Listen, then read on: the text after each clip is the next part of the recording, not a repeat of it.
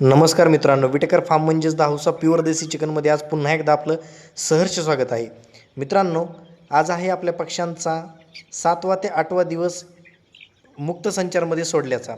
मित्रांनो, व्हिडिओमध्ये आपण बघू शकता आज आपले पक्षी जवळपास 70% शेडच्या बाहेर येण्यास सुरुवात झालेली आहे आणि व्हिडिओमध्ये दिसत असल्याप्रमाणे आज आपले पक्षी अतिशय फ्रेश आणि निसर्गरम्य वातावरणामध्ये आपल्याला सूक्ष्मजीव खाताना दिसत आहेत.